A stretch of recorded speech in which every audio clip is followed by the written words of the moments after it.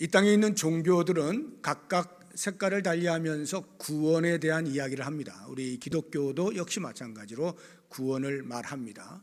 그런데 기독교의 구원을 이야기할 때 반드시 언급하는 두 필수 단어가 있어요. 하나는 은혜이고 또 다른 하나는 믿음입니다. 이것을 바울이 우리에게 이렇게 가르쳐주고 있어요. 에베소서 2장 8절 9절을 보시게 되면 너희는 그 은혜에 의하여 믿음으로 말미암아 구원을 받았다. 은혜에 의하여 믿음으로 말미암아 구원을 해서 기독교의 구원을 말할 때 은혜와 믿음을 언급해요. 다시 한번 보여주시면 이것은 너희에게서 난 것이 아니요 하나님의 선물이라. 행위에서 난 것이 아니니 이는 누구든지 자랑하지 못하게 함이라 해서 하나님의 은혜를 말할 때 하나님의 선물이다 표현하는데요. 이것은 곧 하나님 편에서 우리에게 보여주시는 호의를 의미하는 것이고요. 반면에 믿음을 행위에서 난 것이 아니라고 말함으로써 믿음 역시 하나님의 선물이라는 것인데 이 믿음을 정의한다면 우리 편에서 하나님의 은혜를 수납하는 반응이라고 말할 수가 있습니다. 특히 믿음과 구원의 관계에 대하여 좀 더 구체적으로 바울의 설명을 들어보면 로마서 10장 10절에서 이렇게 말하고 있습니다. 사람이 믿음으로 마음으로 믿어 의에 이르고 입으로 시인하여 구원에 이르느니라. 그래서 이 믿음이 우리의 마음과 입술의 고백의 문제라고 이야기를 해주고 있는 것입니다. 그런데 믿음을 말할 때 우리의 마음으로 믿는다 또는 입으로 고백한다 하는 것으로 끝나지 아니하고요. 한 걸음 더 나아가서 바울은 또 다른 설명을 하는데 우리의 믿음은 또한 행위의 문제이기도 하다라는 거예요. 갈라디아서 5장 6절을 보시게 되면 그리스도 예수 안에서는 할례나 무할례나 효력이 없으되 사랑으로서 역사하는 믿음뿐이니라 해서 사랑으로 역사하는, 즉 우리의 모든 믿음의 행위의 동기나 수단이나 동력이 사랑이다라고 이야기를 해주고 있는 것입니다. 우리가 보통 A라 쓰고 B라고 읽는다 이런 표현들 종종 쓰잖아요. 이것을 보면 우리가 믿음이라 쓰고 사랑이라 읽는다 이렇게 아마 표현을 할 수가 있을 거예요. 그러니까 기독교의 믿음을 말할 때 사랑의 행위가 빠져서는 안 되는 것입니다. 반드시 사랑으로 우리의 믿음을 증명할 수 있어야 되는 거예요. 그래서 믿음을 가진 사람이 성도잖아요. 우리가 다 성도 아닙니까? 그리고 그 성도들이 모여있는 신앙 공동체가 교회잖아요. 그럼 좋은 교회가 어떤 교회냐 또는 훌륭한 믿음의 사람은 어떤 사람이냐라고 할 때에 그 모든 것이 우리의 사랑의 행위를 통하여서 사랑의 행위 여부에 따라서 믿음을 이야기할 수 있다는 말입니다. 훌륭한 신앙인이다 하면 사랑이 풍성한 사람인 거죠. 좋은 교회다, 건강한 교회다라고 하면 사랑이 많이 나타나는 그러한 교회가 좋은 교회, 건강한 교회인 것입니다. 오늘 본문의 말씀이 형제 사랑에 대하여 사도 요한이 가르쳐주는 내용이 나오게 되는데 한 세 가지 정도를 살펴보게 되면 먼저 이 형제 사랑은 영생을 얻은 자의 징표라는 것을 알 수가 있습니다. 14절을 한번 보시기 바랍니다. 우리는 형제를 사랑함으로 사망에서 옮겨 생명으로 들어간 줄을 안다 이렇게 표현을 해놓았는데 혹시 이것을 이렇게 오해하시면 안 됩니다. 형제를 사랑함으로써 내가 구원을 획득할 수 있다, 영생을 얻을 수 있다 이런 표현이 아니에요. 이 표현은 오히려 반대입니다. 영생을 얻은 자라면, 구원을 받은 자라면 반드시 사랑으로 나타날 수 있어야 된다. 영생을 얻은 자의 특징이 형제 사랑이다 이렇게 말하고 있는 거예요. 그래서 기독교의 구원을 말할 때 제가 반드시 언급해야 되는 두 가지 필수 단어를 말씀드렸잖아요. 하나는 은혜, 또 다른 하나가 믿음인데 여기에 더하여서 이것보다 더 본질적이고 더 근원적인 하나의 단어가 꼭 들어가야 되는데 그것이 사랑입니다. 이 부분에 대해서 사도 요한이 우리에게 알려주고 있는 말씀 11절을 한번 보시게 되어지면 우리는 서로 사랑할지니 이는 너희가 처음부터 들은 소식이라. 그 당시에 믿음의 공동체의 사도들이 가르쳐준 그 소식이 뭐예요? 복음이잖아요. 복음, 좋은 소식 복음이죠. 그 복음은 예수 그리스도의 십자가와 부활입니다. 핵심이. 그런데 이것을 감싸고 있는 복음의 핵심, 복음의 내용이 곧 사랑이라고 이야기하는 거예요. 너희가 처음부터 들은 소식, 사랑, 이렇게 이야기를 하고 있는 겁니다. 그래서 사랑이 복음의 본질, 기독교의 핵심이라고 하는 것을 알 수가 있죠. 그래서 사도 요한은 그 다음 12절을 보시게 되면 이렇게 권면하죠. 너희들은 가인같이 하지 말아라. 가인같이 하지 말아라. 가인이 어떤 사람입니까? 자기의 동생 아벨을 죽인 사람이잖아요. 살인자입니다. 그러면 사도 요한이 지금 말하는 가인같이 하지 말라는 것은 살인하지 말라는 뜻일까?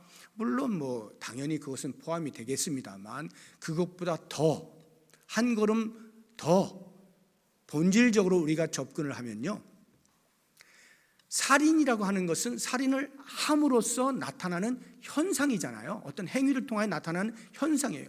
그런데 이 현상 이전에 이미 우리의 마음에서부터 살인과 다름없는 무엇이 있다는 거예요. 그것이 바로 미움이고 증오고 시기다는 거예요. 이러한 것들이 우리의 마음에 있으면 이미 살인한 것과 다름이 없으니 너희는 가인같이 하지 말라 하는 말은 사랑 없음에 대한 경고의 메시지라는 것을 알 수가 있습니다. 영생이 없잖아요. 영생이 없는 사람의 특징이 이렇게 나타나요. 10절 한번 보세요. 이러므로 하나님의 자녀들과 마귀의 자녀들이 드러나나니 둘로 나눠진다는 거예요. 무릇 의를 행하지 아니하는 자나 또는 그 형제를 사랑하지 아니하는 자, 형제를 사랑하지 아니하는 자 하나님께 속하지 않았다. 형제를 사랑하지 않잖아요. 내가 아무리 가인처럼 하나님 앞에 제사를 드리고 해도요, 하나님께서 그 제물과 가인을 받지 않으신 것처럼 아무리 우리가 예수 믿는 사람인 것처럼 흉내를 내고 교회 안에서 신앙 공동체의 삶을 다 산다 할지라도 형제의 사랑이 없으면 우리는 하나님께 속한 자가 아니라고 이야기하는 거예요. 15절 한번 보십시오. 그 형제를 미워하는 자마다 살인하는 자니 살인하는 자마다 영생이 그 속에 거하지 아니하는 것을 너희가 아는 바라. 형제를 미워하면요, 그것이 곧 살인하는 거래요. 살인을 한 사람이 나 예수 믿습니다 라고 말하면 누가 믿어주겠어요? 그것을. 살인을 한 사람이 나 예수 믿어요, 나 영생을 얻었어요 라고 말하면 이건 말이 안 되는 소리잖아요. 그런데 만약에 형제를 미워하는 사람이 나 예수 믿어요, 나 영생 얻었어요 라고 말을 하면 그 부분에 대해서는 감히 어떻게 말하기 어려워요. 왜냐하면 우리는 사회적으로 이미 살인이라고 하는 것은 법으로 정해놓았잖아요. 이것은 죄라고 정해놓았고 그 살인죄에 해당하는 형벌이 있어요. 그러니까 그건 하면 안 되는 거야 라는 걸 다 인식하고 있어요. 그런데 미움이라고 하는 것은요, 누구를 시기했다, 미워했다 하는 것 때문에 사회적으로 법적인 제재를 가하지 않습니다. 그렇기 때문에 이 미워하는 감정이 있다라고 하는 것으로 감히 누가 너는 예수 믿는 사람 아니야, 너는 하나님께 속한 사람이 아니야, 너는 영생이 없어, 이렇게 말하기에는 상당히 어려움이 있는 것입니다. 그런데 사도 요한은 지금 그렇게 말하고 있는 거예요. 형제를 사랑하지 아니하는 자는 하나님께 속한 자가 아니다, 영생이 없는 자다, 이렇게 말을 하고 있는 것이죠. 사도 요한이 어떻게 이렇게 단호하게 말을 할 수가 있을까요? 그것은 예수님께서 이미 그렇게 말씀하신 것을 기억하고 있는 거예요. 잘 배운 거예요. 예수님께서는 산상수훈에서 제자들을 향해서 이 부분에 대한 말씀을 분명히 하셨거든요. 우리 마태복음 5장 한번 보겠습니다. 21절 22절 살인과 관련하여서 십계명에 있잖아요. 살인하지 말라. 그런데 그보다 훨씬 더 강력한 말씀을 하시거든요. 옛사람에게 말한 바 살인하지 말라, 누구든지 살인하면 심판을 받게 되리라 하였다는 것을 너희가 들었으나 나는 너희에게 이르노니 이제부터 새로운 예수 공동체에 살아가게 되어질 사람들에게 주어지는 윤리적인 기준입니다. 형제에게 노하는 자마다 심판을 받게 되고, 형제를 대하여 나가라 하는 자는 공회에 잡혀가게 되고, 미련한 놈이라 하는 자는 지옥불에 들어가게 되리라. 한마디로 이야기하면 사도 요한이 이야기한 것과 똑같은 거예요. 형제를 사랑하지 아니하면 지옥에 간다는 거예요. 하나님께 속하지 아니한 자고 영생을 얻은 자가 아니라고 이야기를 하는 것이죠. 그러면 이제 우리가 고민이 되는 거예요. 이렇게 단호하게 사도 요한이 이야기하고 있는 미워하는 자는 살인하는 자다, 미움은 곧 살인이다 라고 말을 할 때 두렵지 않습니까? 그러면 나는 살인자인가? 이런 생각이 들지 않아요? 모르겠습니다. 여기 계신 분들 가운데에서 나는 한 번도 지금까지 누구를 미워해 본 적이 없다 하시는 분이 계시면 이 말씀은 해당이 안 될 거예요. 근데 저는 있거든요. 제 마음에 미워하는 감정이 있었던 적이 있어요. 그러면 살인자라고 지금 표현을 하고 있는데, 그럼 나 살인자인가? 나 그러면 하나님께 속하지 않은 건가? 나 영생이 없다는 건가? 이런 의구심이 들잖아요. 매우 당혹스럽지 않습니까? 섬찟하잖아요. 그래서 이 사도 요한의 이 표현, 미워하는 자마다 살인하는 자다라고 하는 이 표현에 대한 이해를 잘 하셔야 돼요. 이것은 명제적 표현이 아니라 삶의 표현이에요. 명제적 표현이라고 하는 것은 딱 부러지게 말하는 거예요. 미움 이퀄 살인, 미워하는 자 이퀄 살인하는 자, 이게 명제적 표현이에요. 그런데 사도 요한은 지금 그런 명제적 표현을 쓰고 있는 게 아니라 삶의 표현을 쓰고 있는 거예요. 삶의 표현이란 변수가 있는 것이고 과정이 있다는 의미입니다. 과정이 있어요. 예를 들어서 이런 거예요. 믿음의 초보예요. 이제 기독교의 믿음에 막 입문을 했어요. 그런데 늘상 이 자연인으로서 살았던 이 습관이 있고요. 그런 감정들이 늘 있으니까 누군가 미워하는 대상이 발생했을 때 미워하게 된다 이 말이에요. 미움의 감정이 이제 생긴단 말이죠.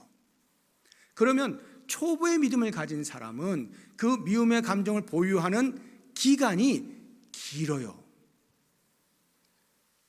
그리고 미워하는 감정에 보유하는 빈도수가 많아요. 빈도수가.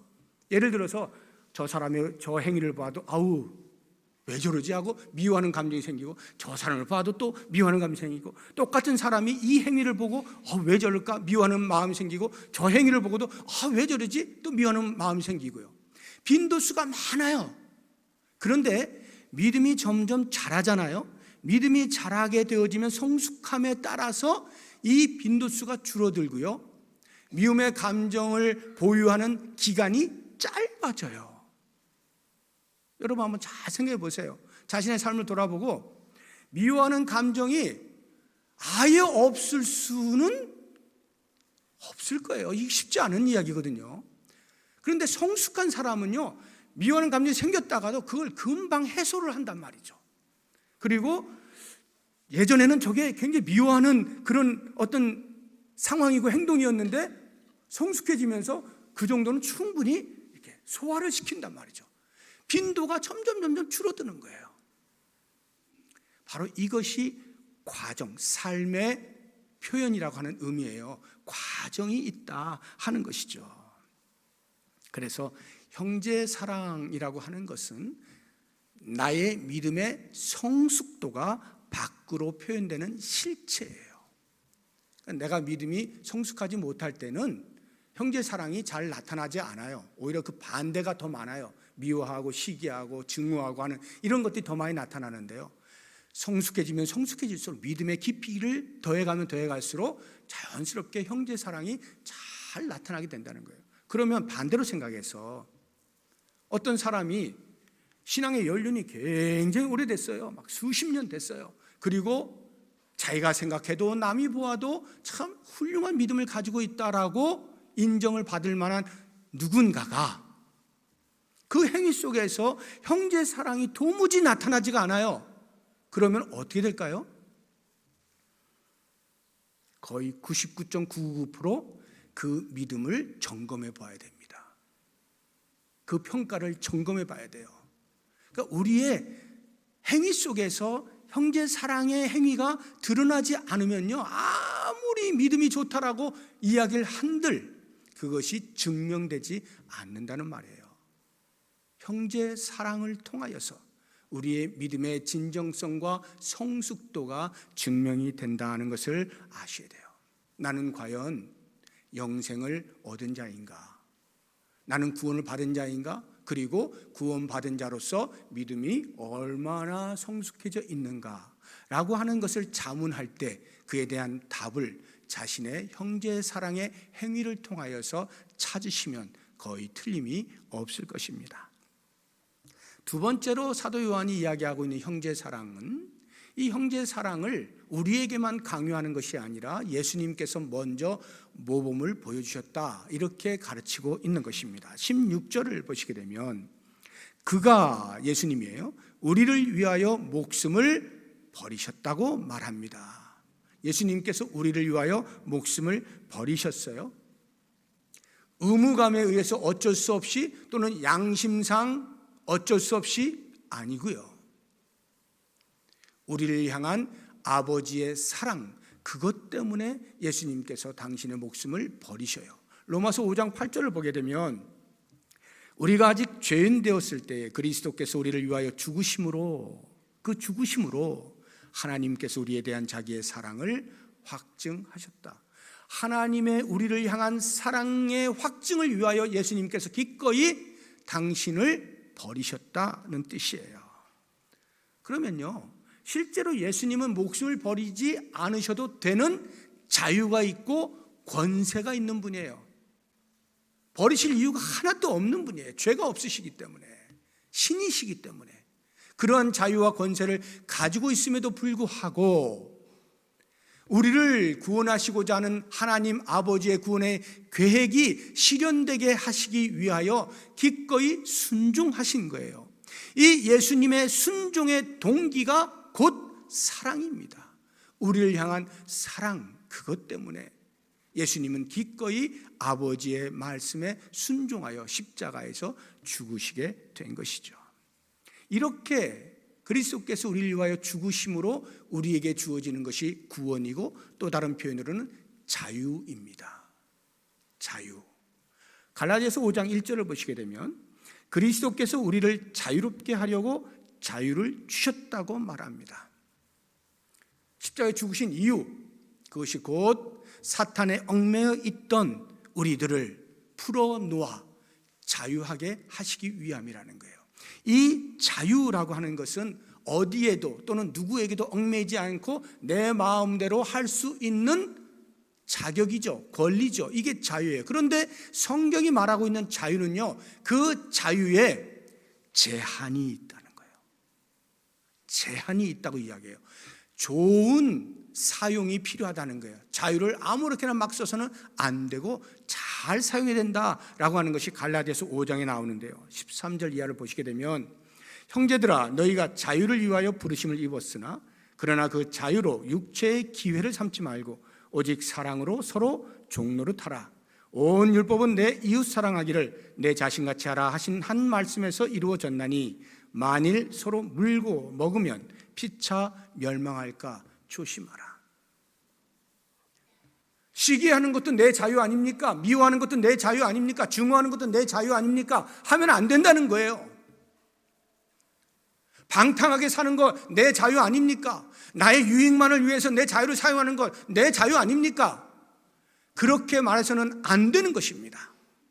그리스도께서 우리에게 자유를 주실 때, 당신의 몸을 희생하면서 자유를 주실 때에는 그 자유로 온 성도 사이에 사랑으로 종로로 탐으로써 사랑이 풍성한 신앙 공동체를 만들라고 자유를 주신 거예요. 우리가 예전에는 종으로 살 때 어쩔 수 없이 끌려가면서 종이기 때문에 어쩔 수 없이 해야만 됐잖아요. 사탄이 원하는 대로 살아야만 됐잖아요. 그런데 이제 우리는 자유자가 되었어요. 그래서 이제는 예수님께서 원하시는 삶을 어쩔 수 없이 끌려가면서 사는 것이 아니라 자원하여 기쁨으로 감사함으로 감격하여서 사랑으로 종노릇하는 거예요. 다른 사람을 섬기는 그 일에 우리의 자유를 사용한다 이 말이에요. 이것이 바로 예수님의 모범을 따르는 성도의 삶의 모습인 거예요. 예수님께서 그렇게 사랑을 하실 때 십자가에서 당신이 죽으시잖아요. 죽으신다라고 하는 이 희생.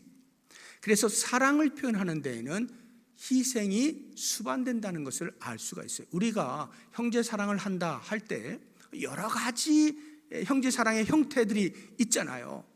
용서를 한다든가, 서로 위로한다거나 격려한다거나, 친절하게 대한다거나, 또는 협력을 한다거나, 존중을 한다거나, 관심을 가지고 돌본다거나 하는 이 모든 행위들이 다 형제 사랑에 포함되지 않습니까? 그럴 때 그와 같은 행위에는 반드시 자기 희생이 수반된다는 것을 잊지 말아야 한다는 거예요. 다시 말하여 저절로 되지 않는다는 거예요. 저절로 안 돼요. 상당한 노력이 필요한 거예요. 자기 희생적 노력이 있어야만 그런 사랑의 행위가 열매를 맺을 수가 있는 거예요. 그냥 시간 지나면 되겠지? 안 됩니다. 안 돼요. 내 희생이 따르지 않는데 결코 사랑의 행위가 나타날 수 없는 거예요. 그런데 이러한 것들이 어느 특정한 성도에게만, 그래 너는 이렇게 힘든 것이니까 너가 한번 해봐 하고 일정한 사람에게만, 소수의 사람에게만 주어지는 권면의 말씀이 아니라 성도된 자, 예수 그리스도의 희생에 힘입어 사랑을 얻고 영생을 얻게 되어진 성도라고 하면 누구나 다 마땅히 해야 할 일이다 하는 것이 16절 뒷부분에 나오는 말씀이에요. 다시 16절 보시면, 그가 우리를 위하여 목숨을 버리셨으니 우리가 이로써 사랑을 알고 우리도 형제들을 위하여 목숨을 버리는 것이 마땅하다. 형제를 위하여 목숨을 버리는 것이 마땅하다 하는 거예요. 자, 그러면 형제 사랑을 하는데 목숨을 버려라 하니까 이게 겁이 나잖아요. 야, 이거 형제 사랑하는데 목숨 버리면 한 번밖에 못 하겠네? 이런 생각이 들죠? 내 목숨을 바쳐서까지 이렇게 하게 되면 그 가치가 뭘까? 나에게 무슨 의미일까? 고민되지 않습니까? 목숨을 버려라 하니까. 그래서 사도 요한이 그 다음 이야기를 하는 거예요. 형제 사랑의 구체적인 사례를 하나 제시를 하는데 그것이 17절에 나옵니다. 누가 이 세상의 재물을 가지고 형제의 궁핍함을 보고도 도와줄 마음을 닫으면 하나님의 사랑이 어찌 그 속에 거하겠느냐 해서, 재물을 가지고요, 물질이 있는 자가 없는 자에게 도와주는 행위, 이것이 곧 형제 사랑이라고 이야기를 하고 있는 것입니다. 예수님처럼 목숨을 내놓으시오 라고 하면 너무 거창해가지고 겁이 나잖아요. 그래서 아예 그냥 노력 자체를 안 하게 되어지는데, 사도 요한이 이렇게 물질이 있는 것 가운데 일부를 내놓아서 부족한 사람에게 좀 더해주면 그거는 그래도 할만하지 않느냐라고 이야기를 하는 거예요. 그렇잖아요. 할만하죠. 할만합니다. 조금만 노력하면, 조금만 자기 희생적인 생각을 가지고 있으면 이것은 할만한, 그렇게 어려운 일은 아닌 것입니다. 나에게 있는 것을 조금 내놓아 그것이 필요한 사람에게 더하는 것, 도와주는 것, 이 정도는 할 수 있지 않아요? 우리는 이것을 연보라고 합니다. 연보라고 하는 이 한문이, 연이 내놓을 연, 버릴 연 이런 뜻이에요. 보가 기울보, 옷감을 깁는다, 그물을 깁는다, 기울보, 더할 보, 도울 보, 이런 보자예요. 그러니까 연보라고 하면은 내 것을 내놓아 다른 사람에게 더함, 다른 사람을 도움, 이런 뜻이에요. 이 연보에 대해서 우리에게 좋은 모범을 보이고 있는 성도들이 마게도냐 교회 성도들이잖아요. 자기들도 어려운데 예루살렘 교회의 성도들이 어려움에 처한 것을, 소식을 듣고 그 어려운 가운데서도 힘을 다해서 연보하지 않아요? 어려운 가운데서 있는 것을 일부를 내어놓아서 그들을 돕겠다라고 했던 그 마게도냐 교회 성도들의 연보 행위, 이것이 바로 우리가 할 수 있는 일이다 하는 것이에요. 저는 작년 2022년 한 해 동안에 세상을 이렇게 착한 행실로 이렇게 섬기겠다라고 작정을 하고 한 10가지 프로젝트를 진행을 해왔잖아요. 저는 그것을 진행하면서 이거 참 우리 성도님들 많이 버거우시겠다. 뭐 하나 끝나면 또 다른 거 또 시작하고 뭐 하고 막 계속 이렇게 되어져서 많이 버거우시겠다 하는 마음이 들면서도 하나하나 해 나갈 때마다 얼마나 놀라운 감격이 있는지, 여러분들이 보이신 그 사랑의 행위들은요, 이것이 성숙한 믿음을 가진 성도의 모습이다 하는 것을 증명한 것이라 생각이 듭니다. 저금통을 모으는 것이라든가, 뭐 또 우리 교회 안에 어려운 분들 반찬을 나눈다든가, 또는 집에 수선을 한다든가, 또 어려운 교회를 돕는다든가, 선교지를 돕는다든가, 헌혈을 한다든가 등등의 이와 같은 모든 행위들은요, 우리가 할 수 있는 것을 해서 사랑을 실현해 낸 것입니다.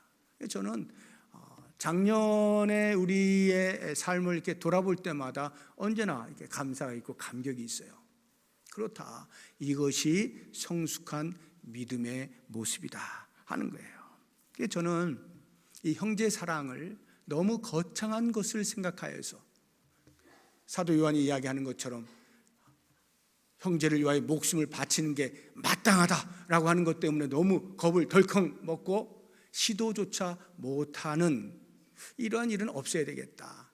아주 사소한 것, 작은 것, 쉬운 것, 할 수 있을 만한 것, 그것으로부터 시작을 하면 될 것 같아요. 그렇게 해서 그것이 뭐 물질뿐만이겠어요? 시간도, 또는 앞서 제가 말씀드렸던 여러 가지 사랑의 내용들, 친절하게 사람을 대하는 것, 선한 말을 하는 것, 이해해 주는 것, 들어주는 것, 공감하는 것, 협력하는 것, 존중하는 것, 이런 모든 삶의 전 영역에서 우리의 사랑의 행위가 얼마든지 있을 수 있어요.